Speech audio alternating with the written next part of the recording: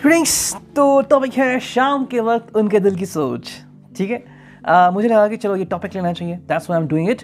And we got 3 objects. पहला है moon magic, then we got the Hindi and then we got the tarot. ठीक है, तो चलो पहले देखते हैं मून मैजिक से हमें क्या रीडिंग मिलती है। ओके, करते हैं शफलिंग। वाओ, ये पहला ही कार्ड आ गया।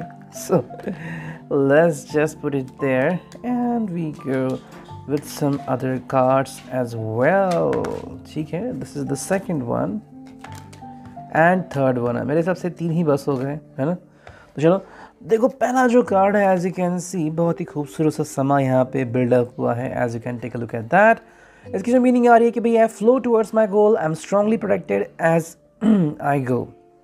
ठीक है, तो अगर शाम के वक्त के ख़यालात हमने देखे, उनके दिल की सोच देखी, तो ये अपने लक्ष्य की तरफ आगे बढ़ रहे हैं।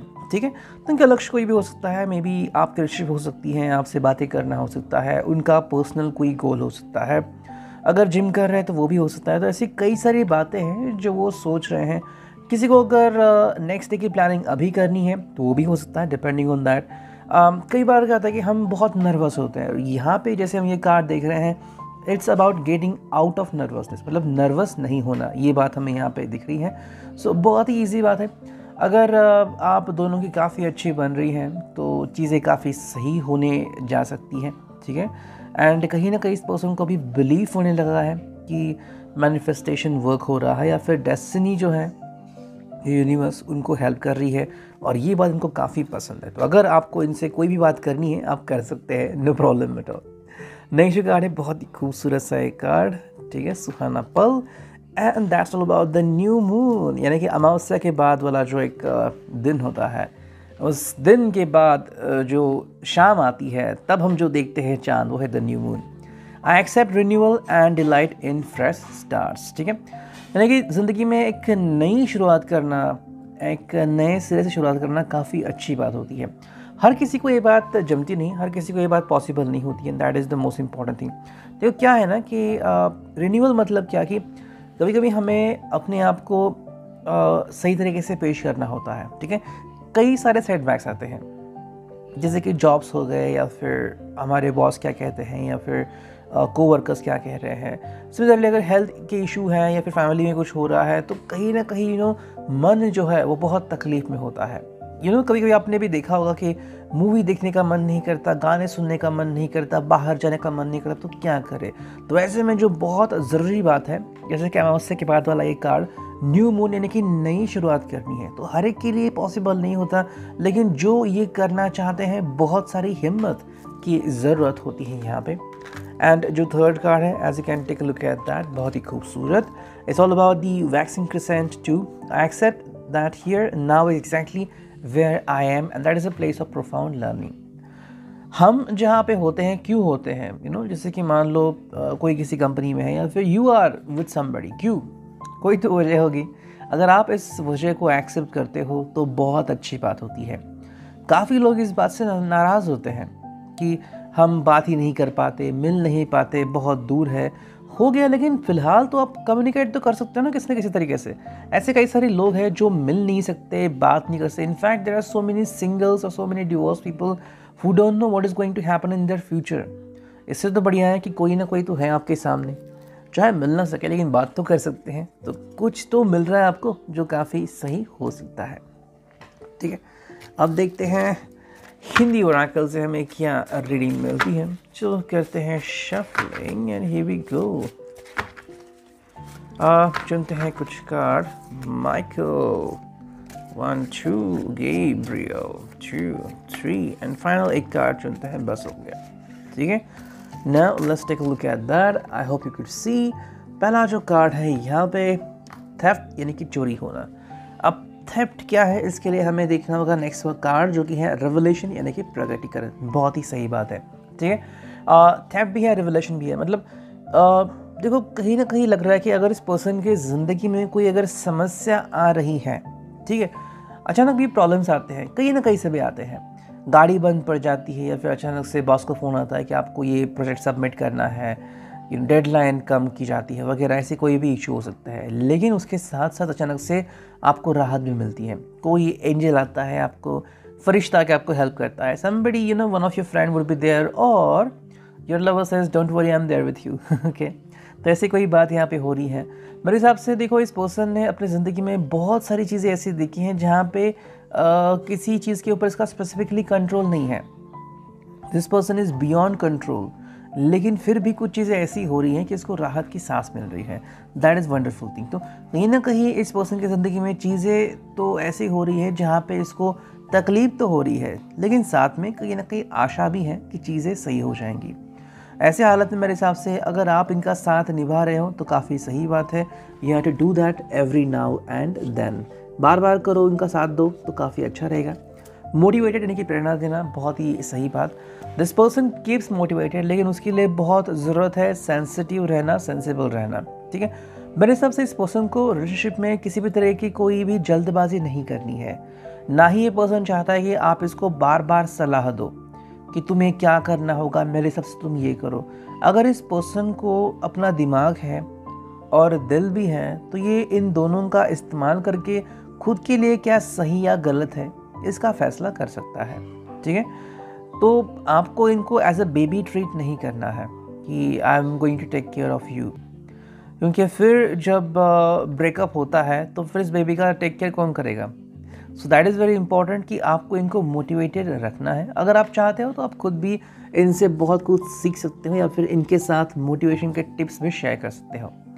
Next we got the second last card, a corner, and finale card, moving on, यानी कि आगे बढ़ते रहना, ठीक है। अ कॉर्नर का मतलब है कहीं ना कहीं ये पर्सन के ज़िंदगी में ज़रूर एक ऐसा मोमेंटम फ़िलहाल तो आ चुका है जहाँ पे आपके बारे में सोच रहा है, ठीक है। आप दोनों का रिश्ता हो या फिर स्पेसिफिकली सिर्फ आपकी बातें हो कि क्या आप चाहते हैं या फिर आपका मकसद क्या है। क्या आप इनके साथ ज़िंदगी में आगे बढ़ना चाहते हैं या फिर कहीं ना कहीं आपको कोई तकलीफ़ हो रही है। इन सभी चीज़ों के बारे में सोचते ज़रूर है, लेकिन एक चीज़ है जो उन्हें मजबूर करती है आगे बढ़ना, और वो है मूविंग ऑन। देखो ज़िंदगी में हम सबको पता है कि प्रैक्टिकलिटी बहुत इंपॉर्टेंट है, ठीक है। आपने भी कुछ ऐसा सीखा होगा अपनी ज़िंदगी में, या तो आपने अपने फैमिली में कहीं किसी को देखा होगा कि somebody is has gone through breakup, आपका फ्रेंड शायद ब्रेकअप के थ्रू गुजरा होगा, फिर खुद आप, लेकिन फिर भी आपको आगे बढ़ना पड़ा ज़िंदगी में। क्यों? क्योंकि अगर आप आगे नहीं बढ़े तो ज़िंदगी आगे बढ़ जाएगी, आप वहीं रह पाओगे, और वही बात यहाँ पे है। आई थिंक आपको किसी भी बात के ऊपर इनको ब्लेम नहीं करना है, ये पर्सन बस अपना नज़रिया आपको बता रहा है। तो अगर आप दोनों का नज़रिया मैच होता है तो आप बहुत ही ब्यूटीफुल कपल कहलवा सकते हैं, ठीक है। That's all about the Oracle. और अब देखते हैं फाइनली टेरो से हमें क्या रीडिंग मिलती है। टेरो, ठीक है, चलो करते हैं शफलिंग एंड चुनते हैं सिर्फ कुछ कार्ड। माइकल, चलो माइकल से ही हम गुजारिश करते हैं। Let's see the cards.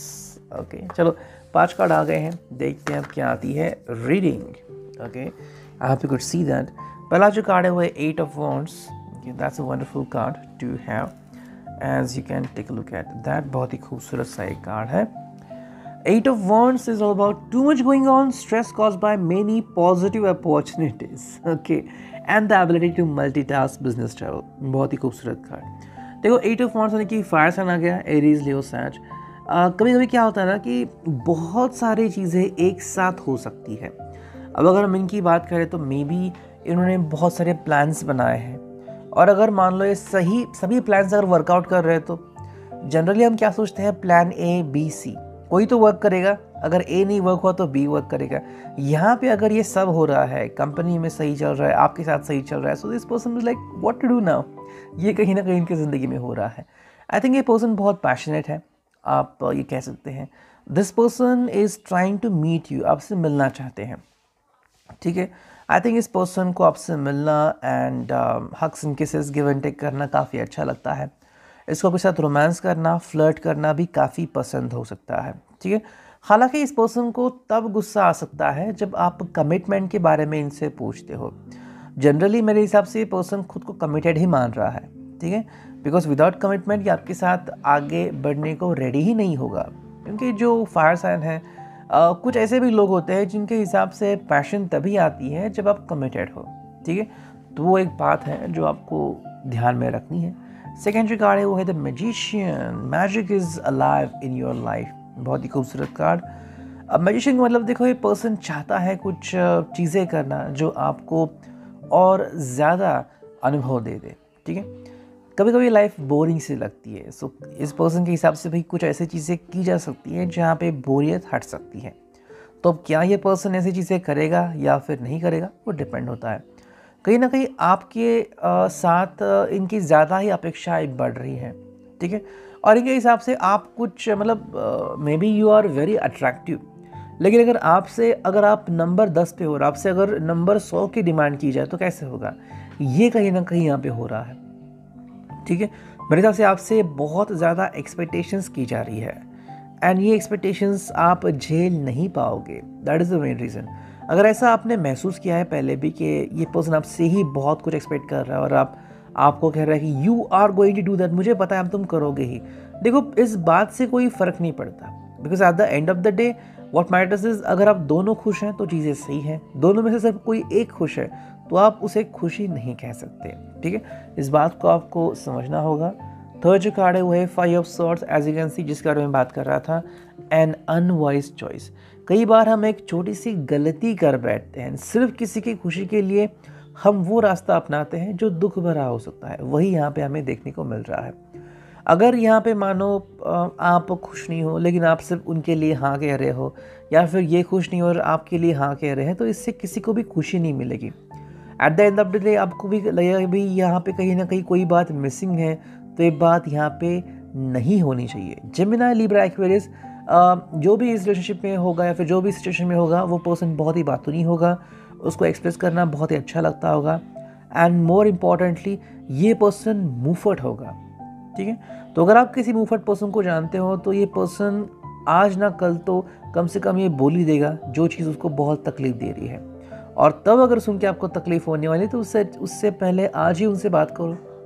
जो भी इशू है कि वो अगर मानो आपके ऊपर प्रैंक कर रहे हैं या फिर आपसे छलावा कर रहे हैं या फिर आपसे बदतमीज़ी कर रहे हैं, तो ये आपके ऊपर होगा कि आप उनके बारे में क्या सोचते हो। 5 of wands, again number 5 cards sorts के बाद, conflicts with others caused by opposing opinions. बिल्कुल वही कार्ड आ गया है, माइकल ने इस पर बहुत सारी डायरेक्शन दे दिया है। देखो कई बार हम दोनों के जो चीज़ें होती है वो अलग अलग होती हैं। फॉर एग्जांपल, मान लो आपको कोई पर्सन अच्छा लगा, उनके फिजिक अच्छे लगे, उनके लुक्स अच्छे लगे, उनका स्टाइल अच्छा लगा, जो भी चीज़ें होगी, लेकिन बाद में जब आपको पता चला कि भाई हर रोज़ की ज़िंदगी में तो बहुत डिफरेंसेस है, खाने के रिलेटेड हो सकता है, म्यूज़िक रिलेटेड हो सकता है, किसी को लगता है कि चलो हम कल मैनेज कर देंगे, लेकिन खाना आप मैनेज नहीं कर सकते, स्टाइल मैनेज नहीं कर सकते। जैसे कि एक मूवी थी ज़िंदगी ना मिलेगी दोबारा, उसमें दिखाया गया था कि एक जो लड़का है वो अपने कपड़े बहुत ही अच्छी तरीके से पैक कर रहा था, पूरी तरह से आयरन करके। दूसरा जो पर्सन है वो बस किसी बक्से में वो भर रहा था। कैसे लगेगा ये देख के, है ना? तो अगर ये दोनों मिलते हैं और ये होता है तो फिर कन्फ्लिक्ट्स हो जाएगा। बिल्कुल यहाँ पे वही हो रहा है।